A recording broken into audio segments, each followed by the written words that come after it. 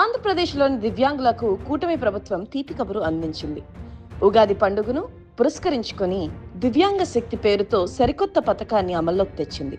బుధవారం మంగళగిరి బస్టాండ్లో CM Chandrababu Naidu, deputy CM Pawan Kalyan, మంత్రి లోకేష్తో కలిసి ఈ పథకాన్ని ఘనంగా ప్రారంభించారు. ప్రారంభోత్సవం అనంతరం నేతలంతా దివ్యాంగులతో కలిసి పల్లె వెలుగు బస్సులో ప్రయాణించి వారి కష్టసుఖాలను అడిగి తెలుసుకున్నారు. ఈ పథకం ద్వారా రాష్ట్రంలోని 11.16 లక్షల మంది దివ్యాంగులకు ఆర్టీసీ బస్సులో ఉచిత ప్రయాణ సౌకర్యం కలగనుంది. అసలు ఈ పథకానికి అర్హులెవరు? ఇప్పుడు చూద్దాం.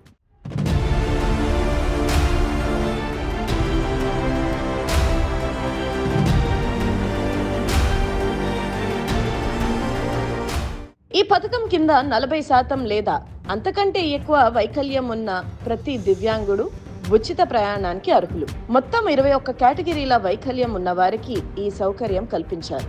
అందులో మూగ, చెవుడు, ఆర్థోపెడిక్, లెప్రసీ, మానసిక వ్యాధిగ్రస్తులతో పాటు తలసీమియా బాధితులు కూడా ఈ జాబితాలో ఉన్నారు.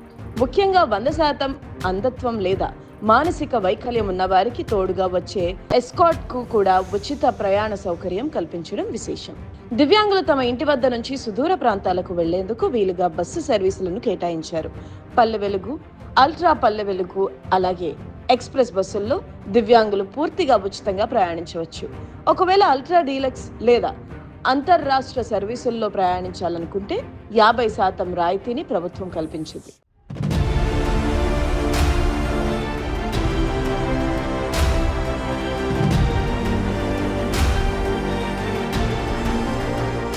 ఈ ఉచిత ప్రయాణ సౌకర్యం పొందాలనుకునే వారు సదరం ధృవీకరణ పత్రాన్ని తప్పనిసరిగా కలిగి ఉండాలి. స్థానిక ఆర్టీసీ కాంప్లెక్స్ కు వెళ్లి దరఖాస్తు చేసుకోవచ్చు లేదా ఆన్లైన్ ద్వారా కూడా పాస్లను పొందవచ్చు.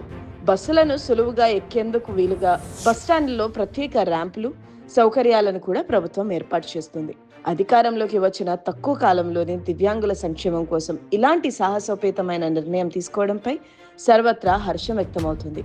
ఉగాది పర్వదినాన దివ్యాంగుల జీవితాల్లో ఈ పథకం కొత్త వెలుగులు నింపుతుందని కూటమి నేతలు ఆశాభావం వ్యక్తం చేస్తున్నారు.